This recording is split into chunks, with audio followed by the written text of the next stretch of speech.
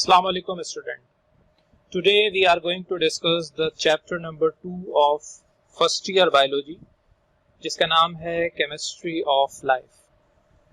इस चैप्टर में हम डिस्कस करेंगे कि एक लिविंग ऑर्गेनिज्म की बॉडी में किस परसेंटेज के हिसाब से कौन सा केमिकल मौजूद होता है, और हमारे पास इसके लिए बुक के चैप्टर नंबर 2 में एक चार्ट मौजूद है जिसमें लोअर कैटेगरी के ऑर्गेनिज्म में बैक्टीरिया और हायर कैटेगरी में एक मेमेलियन सेल को लिया गया है और उसमें डिफरेंट केमिकल की डिफरेंट परसेंटेज मौजूद है।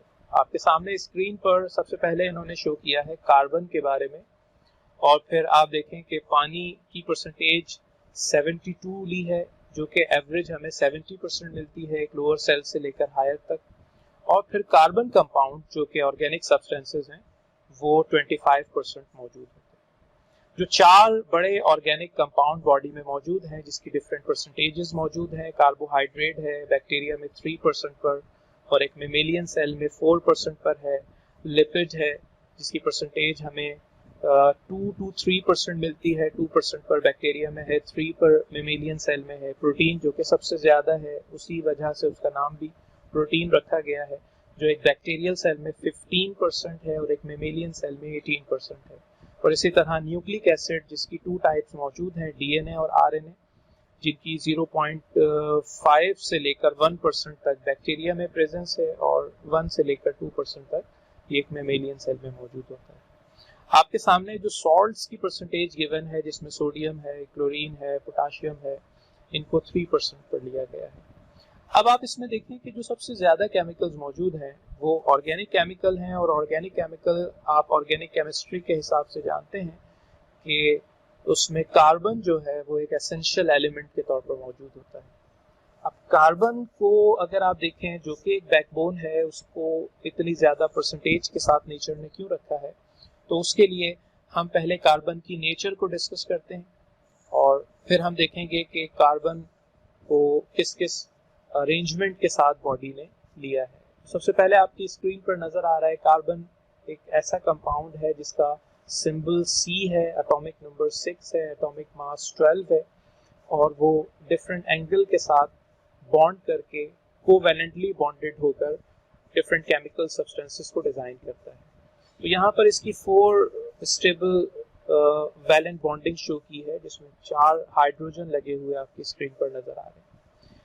इसके अलावा भी हम देखें तो कार्बन जो है वो सिंगल बॉन्ड पर डिफरेंट अदर सब्सटेंसेस भी डिजाइन करता है, जिसमें आप फर्स्ट फार्मूला देखें CH4, 1 carbon with 4 hydrogen attach हुआ हुआ है, मीथेन फॉर्म कर रहा है।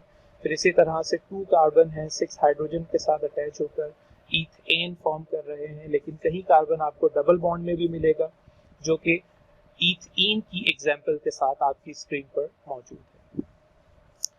फिर उसके बाद अगर हम देखें तो कार्बन पोलर और नॉन पोलर भी बॉन्ड फॉर्म कर रहा है, यानी कि पानी की अगर बात की जाए तो उसमें अगर आप देखें तो हाइड्रोफोबिक अरेंजमेंट के साथ मौजूद होता है, और वो उसकी जो अट्रैक्शन बनती है स्लाइटली पॉजिटिव नेगेटिव बॉन्ड की वजह से, जिसको हाइड्रोजन बॉन्डिंग कहते हैं, वो उसको हाइड्रोफोबिक होने पर उसकी नेचर को डिज़ाइन करता है, जो उसके अंदर इंटरमॉलिक्यूलर फोर्सेस डिज़ाइन हो जाती हैं। तो पानी के मॉलिक्यूल को अगर हम देखें तो उसके अंदर भी जो है वो अरेंजमेंट हमें मिलती है, और कार्बन जो है ऊपर देखें इन्होंने शो किया है मीथेन के साथ भी मिलता है।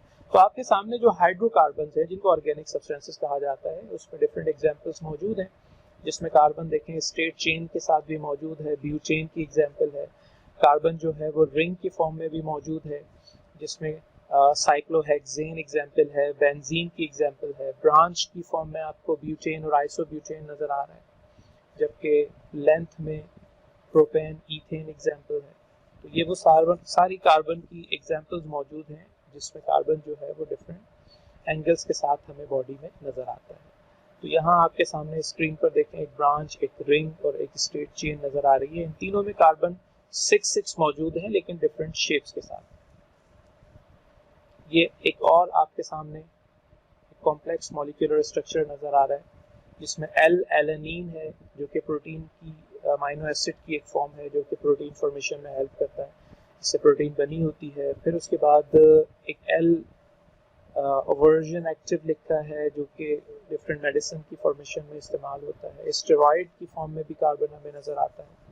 तो ये डिफरेंट एग्जांपल्स आपके सामने मौजूद हैं जो कि कहीं OH ग्रुप को साथ अटैच करके हाइड्रोक्सिल ग्रुप बना रहा है, कहीं डबल बॉन्डिंग पर इथेन से इथीन बन रहा है, तो कहीं इथेन के साथ अगर OH ग्रुप लग जाता है तो वो इथेनॉल, जो कि अल्कोहल की एक एग्जांपल है। तो ये आपके सामने जो है डिफरेंट फंक्शनल ग्रुप्स हैं जो कि कार्बन के साथ अटैच होकर बॉडी में डिफरेंट कंपाउंड की फॉर्मेशन में हेल्प कर रहे हैं। अल्कोहल में भी आपने देखा कि कार्बन के साथ OH लगता है। अब कार्बन की क्वांटिटी जैसे जैसे चेंज हो रही होती है, डिफरेंट अल्कोहल नेचर्स के साथ डिज़ाइन होते हैं जिसमें मीथेनॉल, इथेनॉल, प्रोपेनॉल, ब्यूटेनॉल, ये सारी OH ग्रुप के साथ अरेंजमेंट है। फिर इसी तरह आप एक ऑर्गेनिक केमिस्ट्री में पढ़ा होगा कि कहीं कार्बन कंपाउंड के साथ एल्डिहाइड ग्रुप अटैच हो जाता है, तो कहीं उसमें कीटोन ग्रुप अटैच हो जाता है। तो आपकी स्क्रीन पर एक एल्डिहाइड ग्रुप COH, C से एक साइड पर डबल बॉन्ड के साथ ऑक्सीजन अटैच है और सिंगल बॉन्ड पर हाइड्रोजन अटैच है, ये एक एल्डिहाइड ग्रुप है। जबकि कीटोन में आप देखें कि वो C के दोनों साइडों पर CC कार्बन कार्बन अरेंज होगा और ऊपर उसके ऑक्सीजन लगा होगा। तो ये आपके सामने कार्बन की इंपॉर्टेंस मौजूद है जो कि डिफरेंट शेप्स के साथ डिफरेंट अरेंजमेंट पर बॉडी में मिलेगा। कहीं फॉस्फेट ग्रुप लगा है, आपने देखा होगा कि चैप्टर 4 में हम डिटेल में डिस्कस करेंगे कि प्रोटीन के साथ OH ग्रुप भी लगा होता है। इसके अलावा जो सेल मेम्ब्रेन की फॉर्मेशन है जिसको हम फॉस्फोलिपिड बाइलेयर कहते हैं, तो वहाँ पर वो जो फॉस्फेट ग्रुप है PO4, ये जो PO4 है, P फॉस्फोरस है जिसके साथ 4 ऑक्सीजन लगे हैं और जो स्ट्रक्चर बन रहा है वो आपकी स्क्रीन पर नजर आ रहा है। जबकि जो डॉटेड रेड लाइन रिप्रेजेंट हो रही है वो इस ऑक्सीजन की एक कार्बन के साथ अरेंजमेंट को रिप्रेजेंट कर रही है। अब हम आते हैं बॉडी में मौजूद जो डिफरेंट ऑर्गेनिक सब्सटेंसेस हैं जिनको मैक्रोमोलिक्यूल्स कहा जाता है, उनकी जो टाइप्स अभी मैंने बताई और डिफरेंट परसेंटेज के साथ जो बॉडी में मौजूद हैं, उसका भी हम आगे अब डिटेल में जिक्र करेंगे। तो सबसे पहले कार्बोहाइड्रेट, फिर लिपिड, प्रोटीन और फिर न्यूक्लिक एसिड की बात हो रही है। इसमें जैसे मैंने अभी पीछे स्क्रीन पर आपने देखा कि हमने मैक्रो मॉलिक्यूल की बात की है। मैक्रो का वर्ड आप जानते हैं कि बड़े मॉलिक्यूल्स के लिए लिया जाता है और यकीनन वो जिन छोटे मॉलिक्यूल्स से मिलकर बने होते हैं उनके बारे में भी हमें जानना है, तो उनको माइक्रो मॉलिक्यूल्स कहा जाता है। तो आपकी स्क्रीन पर जो माइक्रो मॉलिक्यूल्स हैं उनके लिए हमने एक वर्ड यूज़ किया है मोनोमर्स।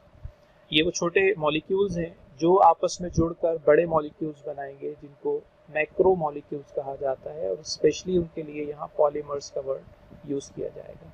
तो when different monomers are linked together they form a polymer molecule. But why monomers are linked together? एक मोनोमर जो कि स्टेबल मॉलिक्यूल होता है, स्टेबिलिटी आप जानते हैं कि जिसकी वैलेंसी पूरी हो, वो क्यों दूसरे मॉलिक्यूल के साथ लिंक होगा?